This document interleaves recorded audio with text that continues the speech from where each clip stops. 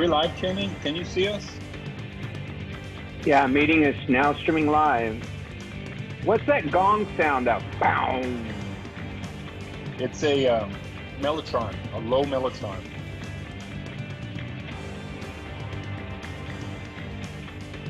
Yeah, we're live. Okay.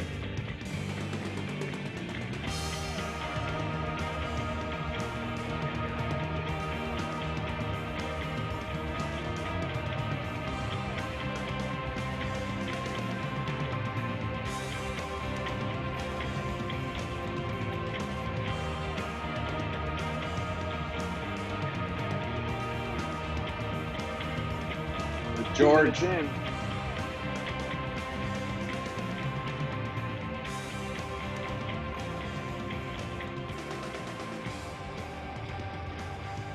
Come on, Michael Thompson, come visit us.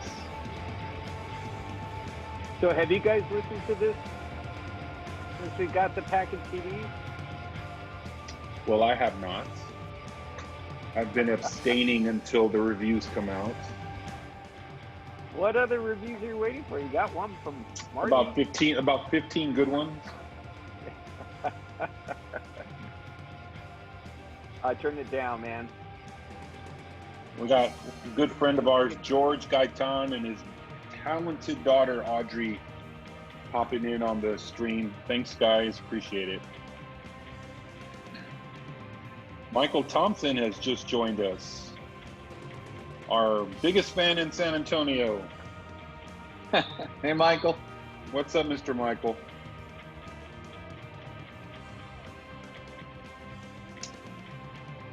Okay, everyone, whoever's on at the moment, this is the beginning of an hour-long album stream. We're going to have the album playing in the background, and Kenny and David and I are just going to talk about things about the album. We hope people pop in and out. We hope people realize that it is now for sale.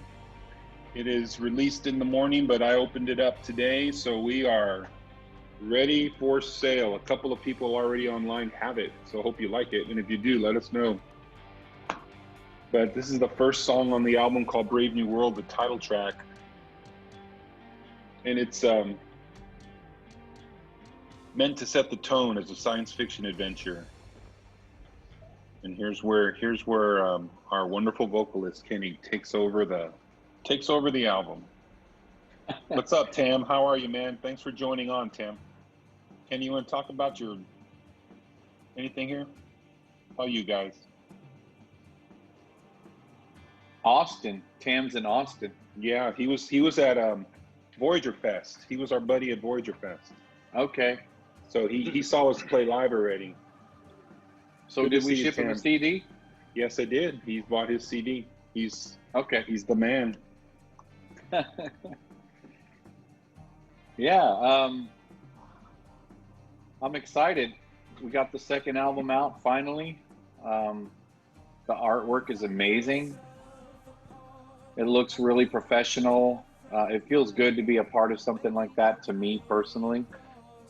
And it's been a while since the vocals were recorded, but I still get goosebumps over these songs. Great songs, great vocals, great little tweaks on guitar from Dave, as usual.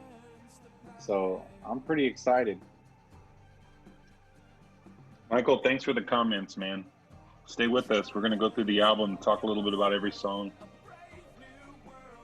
Yeah.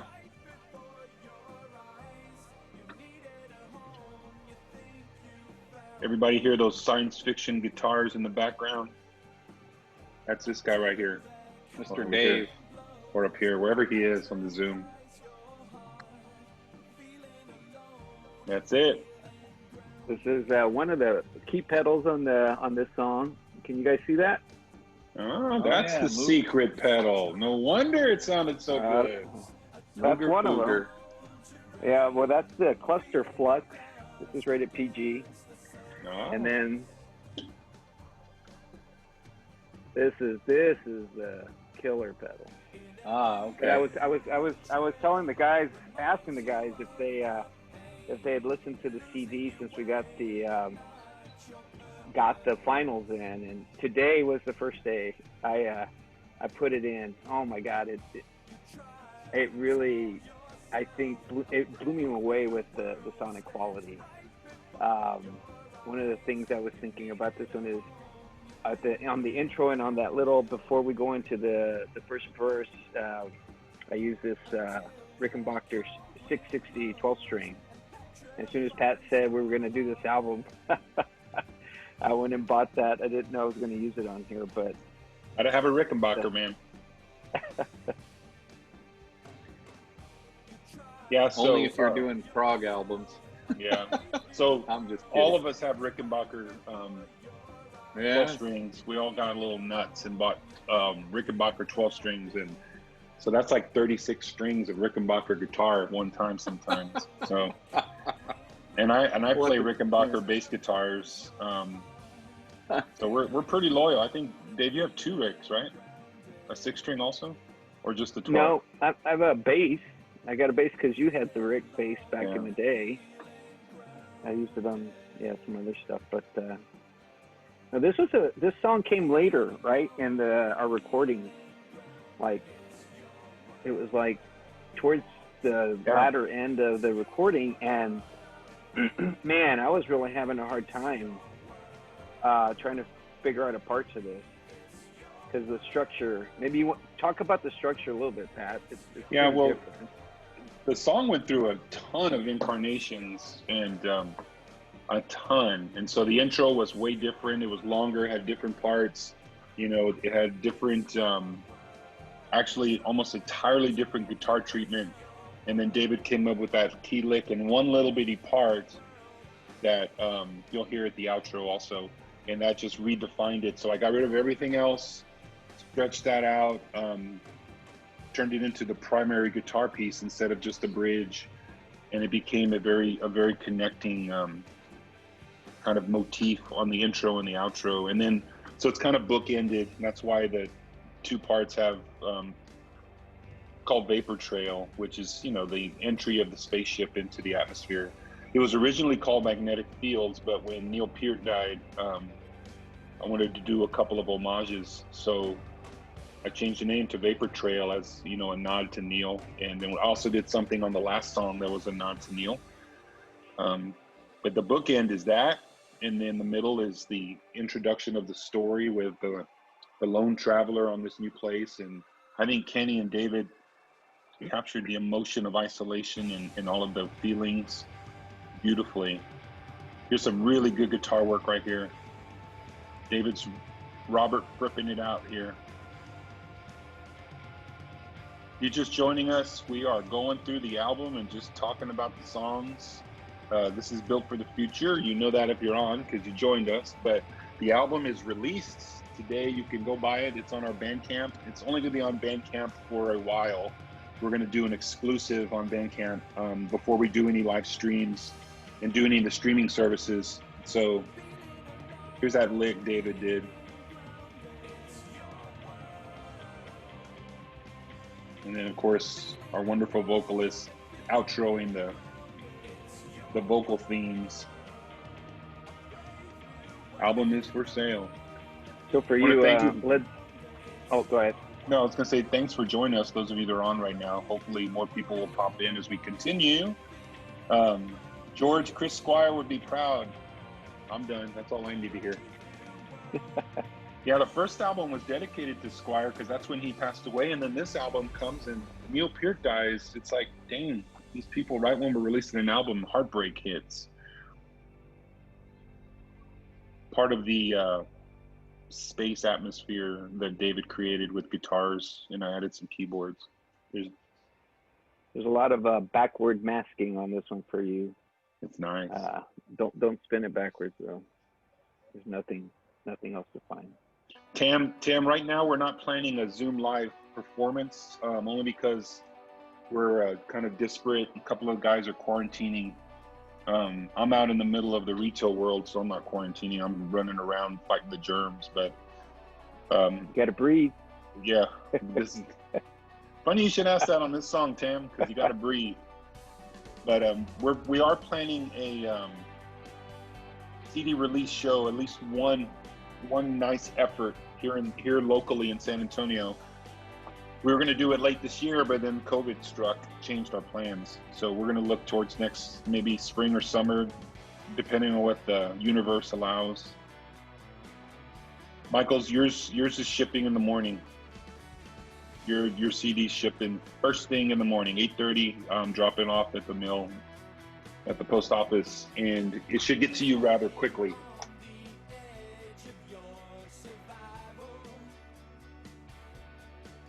Kenny, you want to talk about the single, man? I've listened to this song about 97 times over the last 3 days because I'm working on the video. But yeah, this is a great song. I love it. I love the intro, the nice arpeggiated guitar. I can actually play it. I didn't write it. Patrick wrote it. Yeah, I had to learn how to play it so I could play it on the video. But yeah, a lot of fun. Great message overall. And then the power towards the end with the breathe. Symbolically, that's kind of in your court, Patrick, where it came from. But I kind of know what it means. But you want to talk about the symbolism of breathe? You know, it's ironic. The whole album, people are thinking that. What's up, Basil? Hellcat? David Basil's on. Woo! He said he knew that we were going to be rock stars. He didn't know it would take 55 years, though. Brian, how you doing, brother? Come get your CD, Brian. You need it. Anyway, it's funny because the album Brave New World and the whole theme of being in this funky new world and the song Breathe had nothing to do with what's going on right now. But man, there's quite a few folks that have heard the album that think that's what we were writing about. And it's a little, it's a little generalized, so you can apply it to what you think. And so it does fit the times. And we were asked a couple of times by a few people if we were going to do a video with masks for this song because of Breathe. It's time to breathe. But we kept it close to the theme of the album. Yeah. There's David's famous "Is It Real or Is It Memorex" guitar. If you listen to this closely,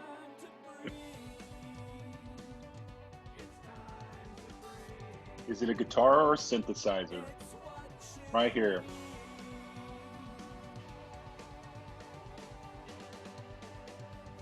What's up, Patrick Ibarra? The question is, Dave, did you fool Pete? Yes, I did. So there you go. Pete learned it. Pete learned your part because he thought, well, it sounds like a synth. Patrick, we were looking at vinyl, but it was, and we're still have it in the back pocket because there's a couple of processes that were brought up that help with it. But the problem is the album's 74 minutes, and that's a double album, kind of like a Cheap Trick album, live at Budokan.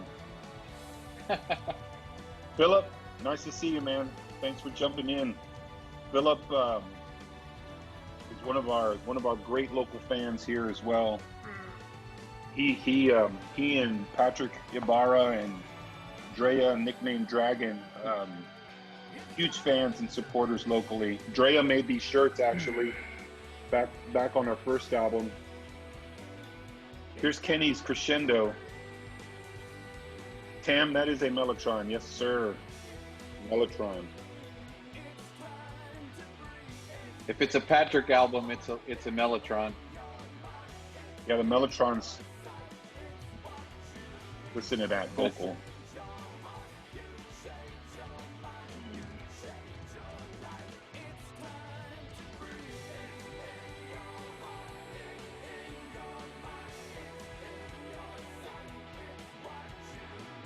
Philip, thanks for the comment, man. I'm glad you liked the album. Can't have too much Mellotron. If you guys can tell, we like a lot of layered vocals. That's the Tears for Fears and Yes in our blood. I feel sorry for Kenny when we have to play live because he doesn't know how to sing 7 different parts. Yeah. Dragon, she's online. There it is. Andrea Enriquez, better known as Dragon for her competitive prowess, is a huge fan of the band and probably knows the songs better than the three of us do. Oh, there's. Dave, you want to talk through this puppy? That's the lick. Yeah, so this was one of the early songs I recorded on the album. Not the first. What was it, Pat? Anyway, this is the first song you did. Is the first one? I think I tried about, 5 or 6 different guitars and about, a couple pieces. And then I came up with this melody. I think it's pretty, in my opinion, it's the whole feel of the song was very beautiful. Just the melody. I think Pat really stretched his approach. I think the drums were a good example of a more artistic delay and some processing he had in there. But I ended up using a Telecaster, and Pat had a somewhat of a visceral reaction at first when he knew it was a Telecaster. But I think obviously the melody grew on him, and I think on the second half of the song he doubles or actually uses the same melody on a Moog. But it's a very, I think, stands out a little bit in the sense that it feels a little more alternative, but still has that cross prog over. Those are some of the reasons I like it. Hey, Michael, Dave, can you turn the music up just a tad? We got a request Sure. to hear the music a little better. Dave, when I did those vocals, that part wasn't That's on the perfect. song. Did you know that? Yeah. Yeah, What I got was I a had pretty. Yeah, go ahead. I had no idea that was there because that wasn't there. So you got it. You had the vocals, and you worked towards that, which, I mean, it really did change the song.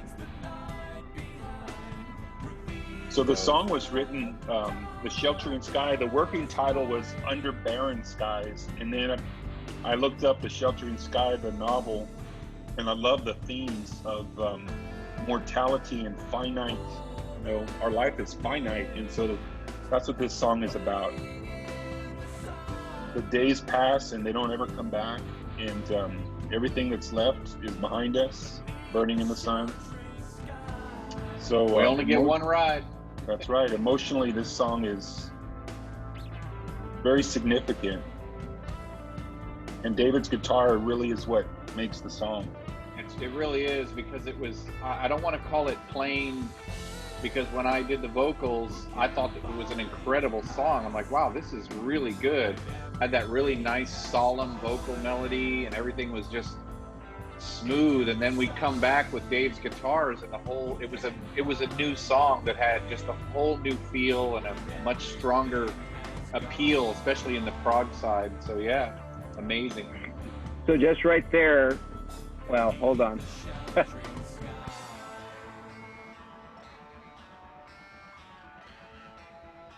That part surprised me because it wasn't there, and I just fell in love with it.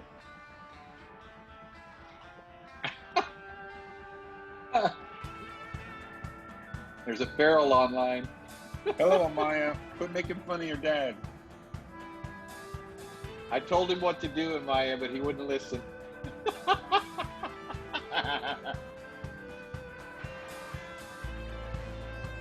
So one thing that everyone. Go ahead.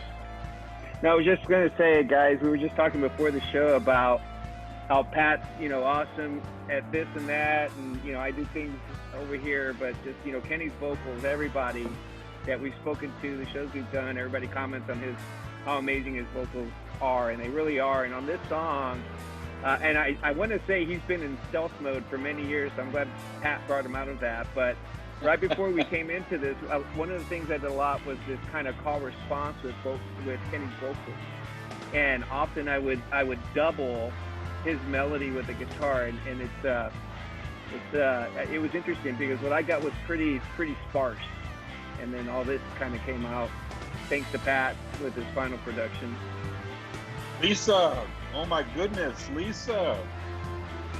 Tell Mickey I said hello. He should be listening to this incredible album. Mickey, where are you? Miss you too, Lisa.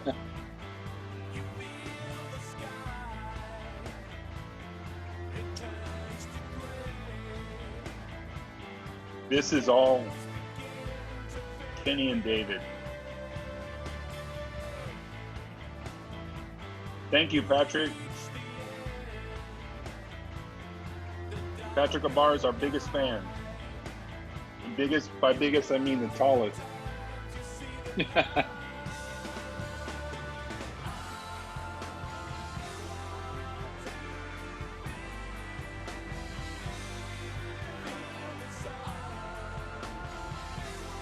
Great songwriting, Patrick.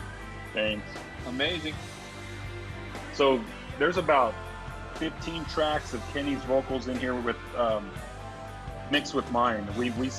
I sang a lot on this album, more so than on the first album, because I've grown to love how the textures of our voices match so well. And Kenny's voice is far superior, but underneath mine adds this weird texture, but we blend. But they're very similar. Yeah, they're very similar. Like something about the tone. I was listening to it earlier today, and I was like, "God, it really sounds like a very, very good day for Pat." Yeah, it does. Hi, Audrey. Audrey Gaitan, local superstar, is watching us. She's a phenomenon. She's incredible, and her father's okay too, George Gaitan. Didn't I meet her up at Guitar Center once with you, Patrick? Yes. She's insane. Yes. She's insanely brilliant. You played some music of hers, I think. Yeah, she scares me. She's so good. Patrick, thanks. Kenny's vocals do rock. Patrick, I'll pay you later. Patrick's a plant. So this is where David was talking about, I copped his guitar lick and did it on the Moog because it became a motif. And it's just beautiful. Oh, that's right. I love the way that sounds. It's beautiful. And you get the right Moog sound and creates a ton of beautiful energy. Do you want to make some comments on Zenith before we jump into it? Is that what's next? Yeah, so Zenith is the first single. It's been a video for a month now, and quite a few views actually on YouTube. We got several hundred views on YouTube, probably 300 plus views so far, and the album's just now being released. But that song was, you can play it, Dave. You can keep going. But the song is a strange, accessible song in that it's in odd time signatures and kind of 12 strings. There's the Rick. Actually, that's those are the Martins. Oh, okay. The song's really driven by the bass groove, and the verses are in 5. And so 1, 2, 3, 4, 5. 1, 2, 3, 4, 5. Awesome. I'll leave that to you. I love odd time signatures, man. Percussively challenged, it became a strength. Yeah. So when I wrote the song, I had 2 ideas for the verses, and I couldn't decide which one to do, so I did them both. And so you hear the verse. The verse is one cadence, and then the second one is the second. I don't know if I ever told you that, Kenny, but no. This was one, and then the second way you sing, I couldn't decide which one I like better, and I thought I'll just do them both. So that became like a bridge.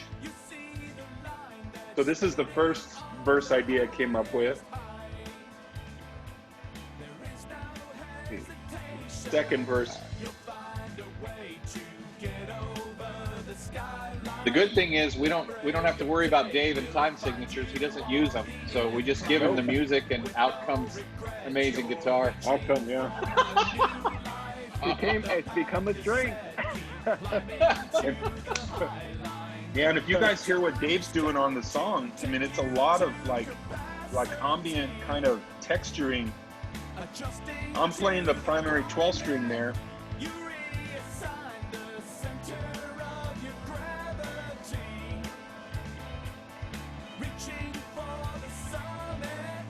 I was pretty subdued and most of the album, and it's just finding it's hard to find that guitar thing that still comes out, right, even though it's subdued.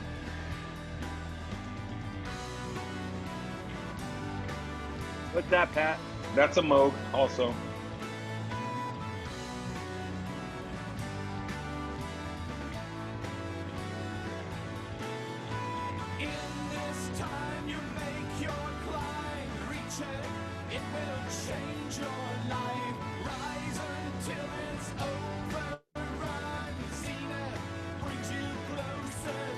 Back to the groove.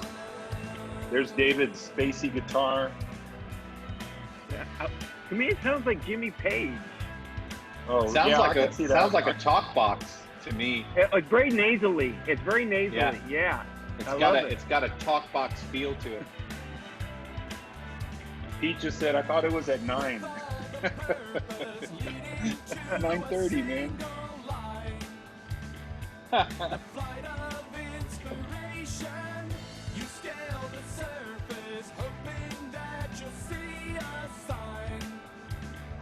Nice.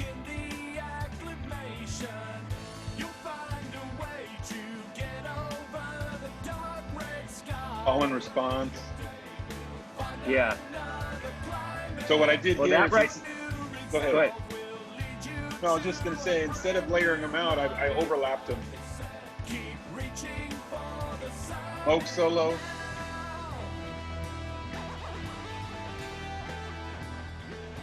E. Thanks, Philip. I appreciate it, man. Is The he lyrics- joining Zoom? No, he's still fiddling about. You guys can join Zoom if you want.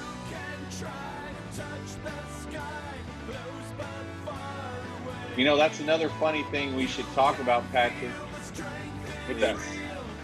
Taking your original ideas, I lay down vocal tracks, and what comes back is almost never what I sent. So Patrick does a lot of work on arrangement and moving things around and getting it just the way he likes it. So even the original melodies and parts can sometimes come back to me as like, what's that? And you know, it's mostly yeah, it's kind of intact, fun it's when fun David to and hear. Penny, Yeah. they send me their tracks, and what they do is they'll send them to me, and I'll section them out into small, chunks and resource. And I like the challenge of saying, how do I get these guitars? Maybe I duplicate them and put them in spots like that David didn't intend in the beginning. Definitely do it with the vocals a lot. But I like doing that more than having them do something else, because there's something about the creative element of using it in different spots, putting things together where maybe they weren't intended, but they work out, which back in the Breathe song, that synthy guitar David did was not intended for that part. I installed it there. Anyway, it's fun to do that. Yeah, we're all huge Rush fans. Huge Rush fans. All That's of where us make the... That's where the influence is coming from. Yeah. Well, this one I had some Johnny Greenwood and The Edge on this one. The end. Johnny Greenwood. Who's Johnny Greenwood? Johnny Radiohead. Greenwood's with...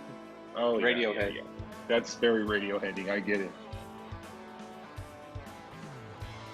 Huge Rush fans. But this is more Fripp. Yeah, David goes a little guitar, nuts here. This is my anti-subdued moment. If you guys haven't seen it, What time if you're just joining us, we have the album for sale on our Bandcamp. Look up Built for the Future on Bandcamp. We're going through the songs, just talking about them, hosting some friends. There's quite a few people on. I really appreciate it. really appreciate it. And we're hoping to do a couple of these through the course of the year. Here's the end of the song. There you go. Kenny just popped up the album on the stream if you're interested. In the comments. We've already got sales in several countries across the world. We've got reviews in a couple of different locations across the world. We've been on a couple of prog shows already, and hopefully more to come. So it's just starting, and today's the day the album is officially released. So we're excited to get it out to everybody. How long did it take, Kenny, to do this damn thing? 5 years. No, I don't know. It's been a Hey, while. can you guys post the Zenith video link? Yeah, will you do that, Sure. Kenny? Yeah, I'll do it. Yeah, Zenith video is up. Oh, you know what, Tam? Thanks for bringing that up. I was actually, he's in Poland, and his name is Michał Klimczak, and The he's artist. he's a freaking phenomenal photorealist artist, and a lot of his work, almost all of it, is like this dystopian style of. It's just incredible. If I could, I'd use everything he has. He and I connected, and I hired him and bought the art because it was worth it. And I asked him, and he's such a great guy. We're gonna try to invite him on a live in the near future because it would be nice for everybody to meet the artist. But I want him to kind of be the Built for the Future artist for our albums, kind of like Hugh Syme and Roger Dean were associated with Rush and Yes. The guy's amazing. Michał Klimczak. I agree. The package, I think the package, the album is beautiful. The inside's even better. This is my favorite song on the album.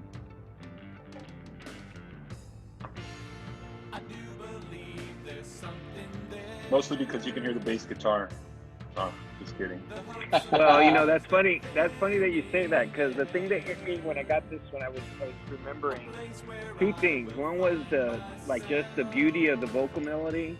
You guys did great coming up with that, but I don't know, for lack of a better word, kind of like the space. And I'm not necessarily meaning like sparseness, but like this indescribable feeling of longing or desire, drive, hope. It made me real cautious about the way I approached it. It already felt very special, even at the skeleton stage. Yeah. This vocal melody is my favorite.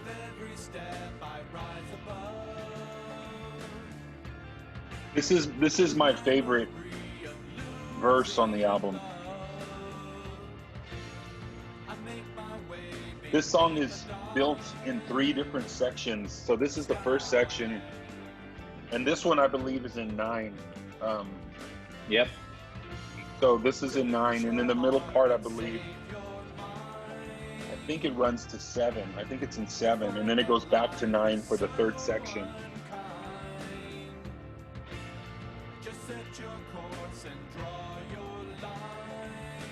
Lisa wants to know how we get shirts. Huh?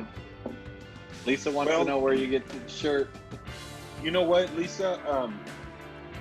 We have 3 different Built for the Future shirts. The only problem, a real problem, is COVID is making mail so difficult and so expensive. So I was going to put a bunch of merch on our Bandcamp, but I'm going to wait until the COVID stuff settles down, so mailing is not so crazy expensive. But I'll message you. Maybe I can do something, since you know, you're one of my favorite managers of all time, and Mickey's all right too. He's okay. But I'll message you separately. This is a nice shirt. Make it to tomorrow. I love those hesitations. Yeah, the pause is really where you feel that extra beat. Yeah, this is also my favorite bass line on the album, to be honest.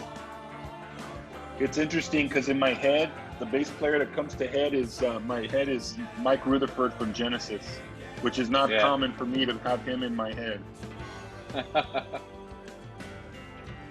Which part, Lisa, did you miss? The difficulty with mailing, that's why there's no merch available? for the part that I'll message you separately soon, and we can figure out a way for me to mail you a shirt. I'll do it for you. Don't tell anybody else on this stream though.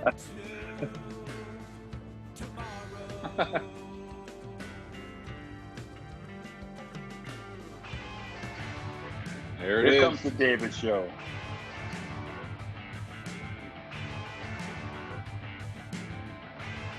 Where the hell did that come from, Dave? That's perfect. Like perfect. I have to admit, Well- it was nothing what I was picturing when I sent him the tracks, and it just blew Me either. my mind, man. It came from a Digitech whammy, a chorus pedal, a big muff.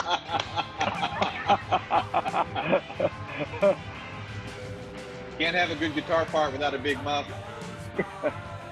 This is, yeah, I keep getting a lot of positive feedback on that part, and I'm pretty happy because this whole, I've said this on some previous shows, but this is obviously a very emotional. I mean, it's really, really emotional for me recording on this, and just because of partnering with Pat and just the story of the CD, right? And it really gets my heart pumping when I hear that part. A lot of emotion and energy in that part. But it honestly came out very quickly. That was one of the key parts. This is one of those Patrick Kenny layered ominous vocal chorals This is amazing. with Mellotron Love it. underneath.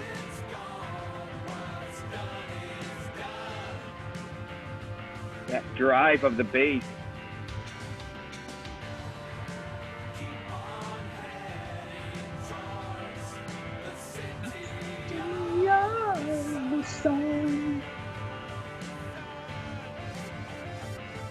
Patrick I love Ibarra, that. this is your blurb.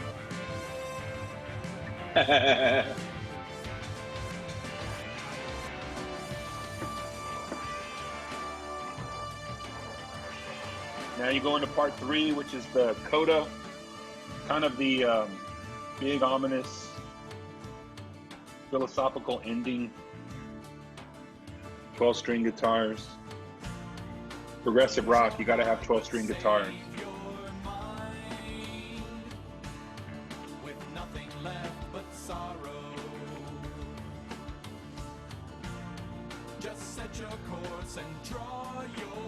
Oh, Tam, I misread your post. I'm sorry. You're right. What's your comment? You're right. I have no idea how that happened. That is What happened? weird. Remember I told you back when Tangerine Dreams album came out that it looked a lot like our album cover? For the record, Tam, we had that. I bought that artwork 3.5 years ago. I've been sitting on it all this time, so I think Tangerine Dreams stole it. I think. I have no idea why it's so similar. But you're right.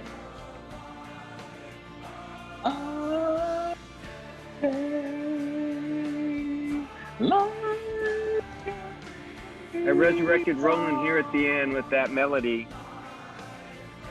Yeah, this part is. I want to play this part live badly. Time goes. Kenny's losing his mind, guys. This is my favorite chorus ever written. So Kenny takes us out, and then David starts this circular little guitar rhythm. Oh, this is going to be so good to play live. You can play for 10 minutes, man. Dun, dun, dun. I'm telling you, is Roland O resurrected. And Yeah. then Steve Howe comes in, because I start doing that. You hear that fifth underneath? I Yeah. love the way those two guitar parts fit. I love it. It's so Steve Howe to me. And now that is the only moment on the whole album that's the TS10 Mansonic. Oh, That's my favorite sound on the TS10. Nobody else knows what we're talking about here, but that's my old keyboard from the 90s. He won't even let me sample it. Tam, absolutely. we don't think about how hard they would be to play live. So Tam just asked, Yeah. when you write a song, do you think about how hard it would be to play live? And the answer is no. Pat I caught me in do. a Yeah, I it really do. I becomes think it about it all becomes the an time. obstacle. Yeah, because we have so many layers and vocals. But here's the reason, Tam, is because when we play live, and we've played live kind of in our little region quite a bit. Now your show that we played with you at Voyager Fest was an exception because it was pretty packed out. But you know, most of the time, you know, it's a handful of people that show up. And so I would rather, as opposed to the recording reaction that we get across the world, so I would rather put our focus and energy into making that target as incredible as possible for that larger mass than worry about the 25 people that show up to a show if we do it, right? So that's why it's a priority. I way prefer to arrange and produce a song at the way we should, rather than thinking about it live. It's a good question, piece. because it is really hard for us to pull some of this stuff out live. All right. You want to introduce Azimuth? Yeah, I was hoping Pete, our keyboardist who plays with us live, would pop in. I'm gonna message him while we play it. But Azimuth is a really short, little, you know, breath of fresh air song, high energy, very important emotional lyric. But the keyboard part is played by our live keyboardist, and you know, he turned it into this nice little bouncy, energetic Beatles meets Genesis kind of song, and we just bash along. You know, I'm playing 12-string acoustics, and David's playing all kinds of textured guitars, and Pete's wiggling around on the keyboard. So, just two comments. That synth hook is really, really special, so check it out. And then for those of you that are fans of The Edge, in particular off of War, the song Refugee, that was a big influence for me on this one. oh, Dave Evans. Yeah.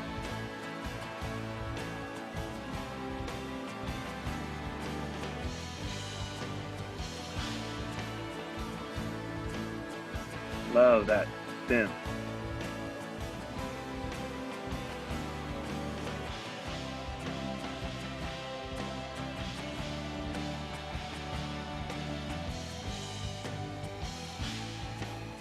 Running from the afterglow of the things I know, like drowning in an undertow of the pain I can't let go. And so I make my way ahead with the sound of my regret. All I remember is burning in the past. if you're just joining us, we're going through the album, brand new, Built for the Future. It That is is one of my on favorite sale. lyrics. Built for the future, but the future didn't last. Yeah, I really dig being able to throw our moniker into several songs on both albums. The album is for sale. If you're just joining us, this is a song called Azimuth, featuring Pete Fithian on keyboards. Where does it fit in the storyline, Pat? This is the letting go of the past song, moving on to the city of the sun, letting, you know, That's- fighting through that. That the azimuth. Oh Direction. yeah, the direction you're headed, absolutely.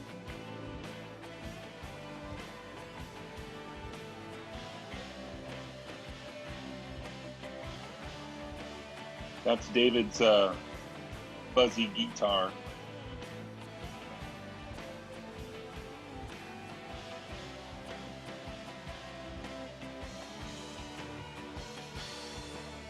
This is lights in Dave. here.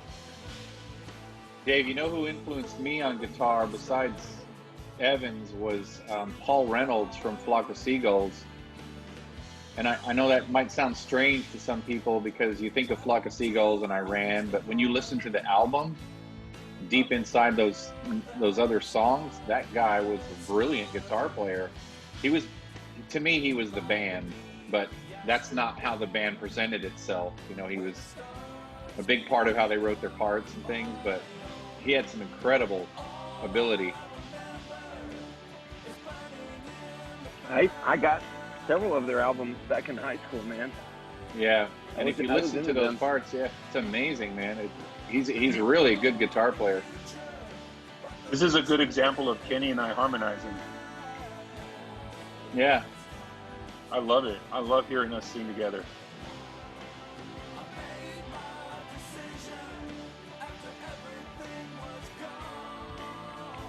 He hides all of my flaws. Did you repeat the 12-string part here? Yes, I love that part. I put it like I know. just kept chopping it. I love it. That dun dun dun dun. Yeah, dun. I love that part. Very George Harrison. Here comes Kenny.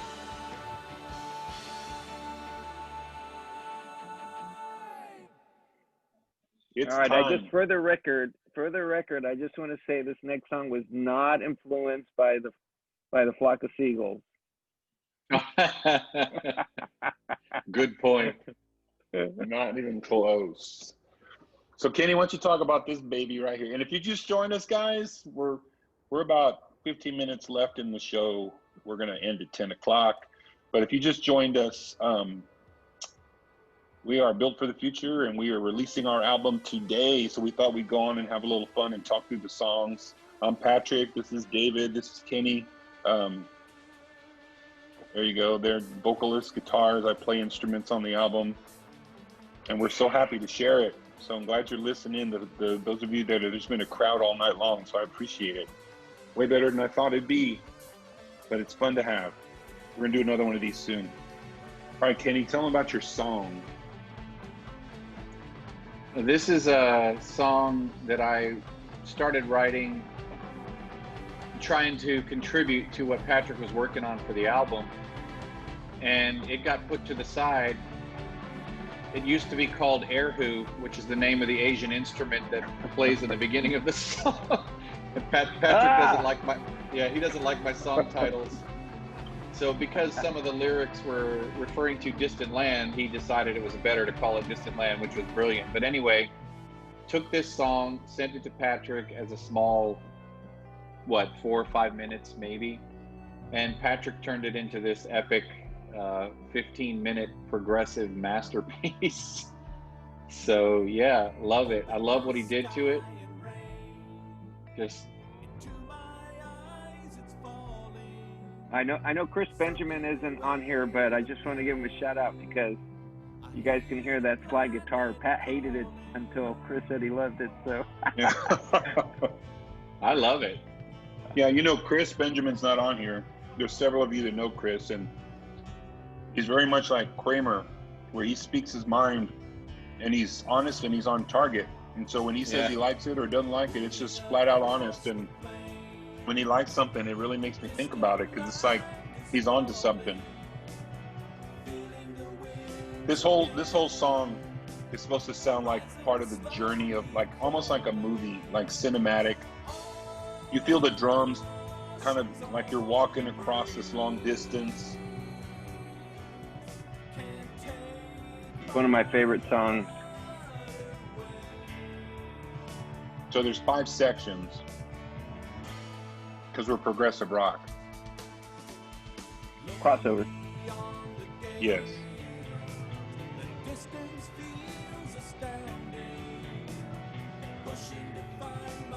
So this is Trudging Along. Kenny's lyrics. Very emotional. This is your verse. Nice. Is it? Yeah. By the way, that's a J.R. Beck $150 guitar. Oh, it's Like beautiful. a hollow body that you can play the slide on. Philip, Chris Chris, wants the to new know album when- will be out soon. Christopher's already asking for when the new album's coming. Michael, you're right, sir. So Michael, And Michael, we got stuff- we are playing with some software to try to see if we can jam together live with each other, just to see how it works and how it feels. So when we can figure that out, we might consider some kind of a online streaming. It's definitely possible. Maybe start with an acoustic thing. We'll figure it out. I don't know what stage it is. I've never heard of that. I'll look it up. Here we go, rocking out in the second section. Okay, here's George Harrison coming.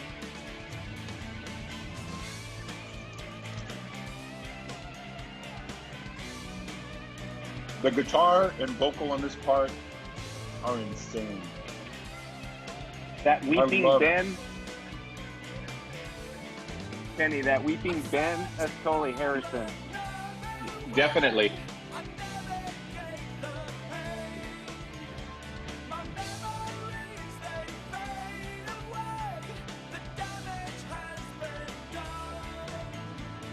I love it when Kenny pushes his voice. I was gonna say it has that stage feeling just a tad bit when with the drive.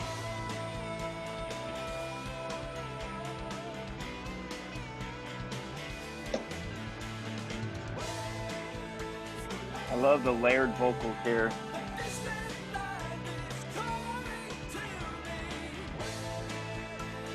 Also, Steve Howe on Going for the One. Yeah, very much. How do you So know what- that, Jensen? Kenny, when you were singing that, pushing your voice there, what were you feeling? What were you thinking? I was holding on to my. No, I wasn't. It feels good, but it was right. It was right at the edge of my vocal range, which is I don't have a massive vocal range, but Patrick's right. When I find the sweet spot, it's enjoyable as hell and it feels right. But this one, I was standing up and I was, kind of leaning into it to try to make sure I hit those notes. It's not easy, but I got it done. Michael, we would love to play Prog Stock. We talk about it every year. Who knows? Maybe you can put a good word in for us with Ann. I know Marty's like the biggest supporter of the band on the planet. It's just a matter of getting the invite so we could plan through the logistics. But that is kind of the ultimate goal, to play a fest, and Prog Stock's our favorite one. I would That love would be to play it. amazing. Would love to play it. Well, we went Marty's the bomb. when did we go? 2 years ago? 2014? No, 20. Well, I've been every 28. year. You went last year 2019. with me. Yeah, 19. Yeah, Yeah, we went all last three of us. Yeah, 19. We were all there. Is it last Michael. year? Yeah. Yeah. Oh wow! Wow, that was timely. Yeah, lucky us, right? Go do it, Michael. You got influence, baby. We'll take it, sir. Michael's going to do what he can. Yeah, it'd be cool to play next year. Considering we couldn't go this year, and I really miss it. And I think they do a great job. I've been 4 years in a row, and I love it. Yeah. I want to go hang out with the people, though, and I want to play on that stage for those people, because It's a great venue. it's a great venue, great audience. Here comes the guitar concerto. I was gonna have you talk about the storyline on this part, guys. I'll turn up the music a little bit. Yeah, this is literally like you're watching a movie, and the characters walking across the landscape, and I wanted it to feel like you're watching a science fiction movie. George, PBS will be on reruns. Don't worry about PBS, George. George. That's awesome. This is all David and I just layering guitars together. This is Prague to me.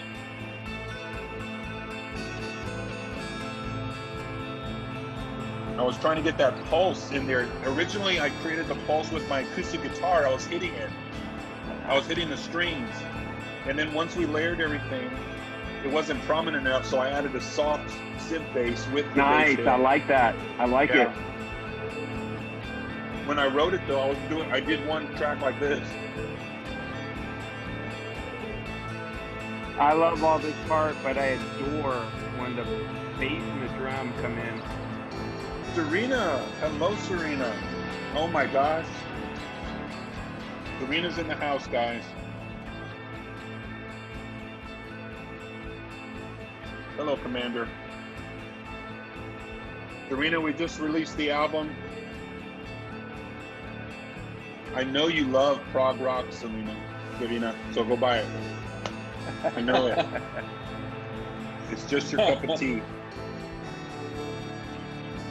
Uh-oh.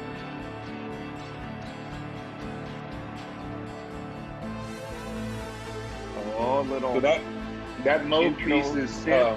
Yep. yeah, it's a revisit of Penny's intro piece in the beginning, so I could tie the pieces together for continuity. Serena Alexandro, thank you.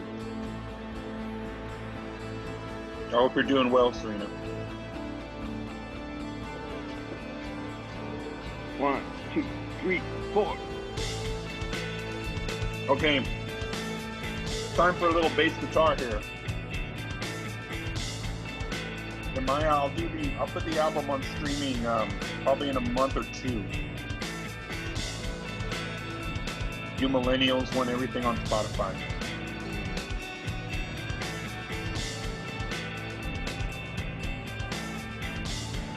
Serena, mail me your address. I'll send you a CD.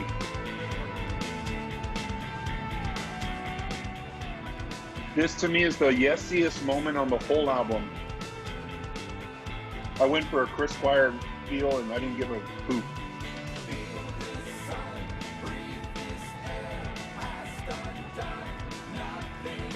Slide guitar like Steve Howe, choral voices like Yes. This is our Yes moment.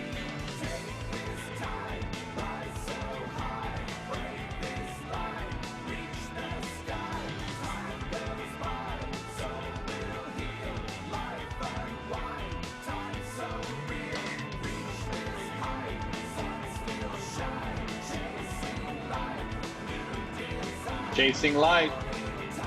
Yeah, I gotta throw those connections in.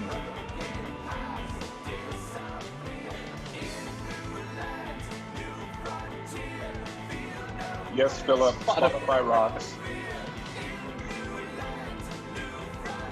But we make 1/100th of a penny on Spotify. Hold on, bass solo, guys.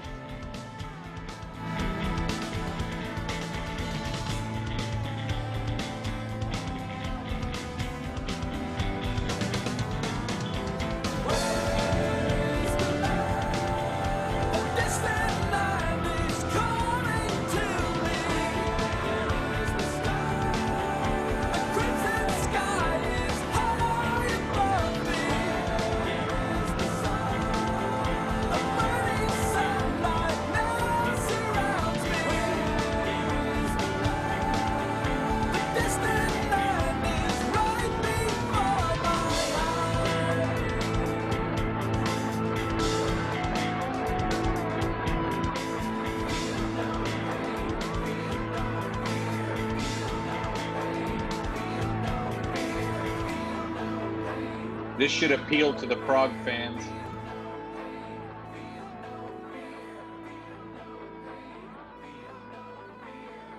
So it's progressive rock, so the song can't end here. You gotta create the dust up of. So David sent me a bunch of guitar tracks as a segue into this other piece that I didn't use, and all the guitar tracks he sent were so beautiful that, oh, actually I did use it, I'm sorry. They were a segue into this last tail end song. And they were so beautiful, I had to extend it to one more feeling. I forgot about it until I heard it today. I forgot Yeah. recording that piece. So here's the ending. And guys, with this outro on this song, we're gonna end the broadcast. So got about another minute on this. I just want to remind everybody the album is for sale. Look at our Bandcamp. We're going to put a bunch of links up for our new website and for Bandcamp. and for the video. I really appreciate everybody that's been on. I really appreciate y'all hanging in with us for an hour listening to the album. And I just want to give a great thank you and appreciative shout out to these two dudes here in the squares with me for making an album that we all three can be proud of. Boom. We just wanted to make Michael happy. Hopefully we did, Michael, if you're on there still. I wanted to buy a 12-string Rickenbacker. Yeah, there you go. Everybody, thank you so much for watching. We will talk to you soon. We're going to go out with this keyboard guitar combination. Peace to everybody. We appreciate you much. Thank you so much.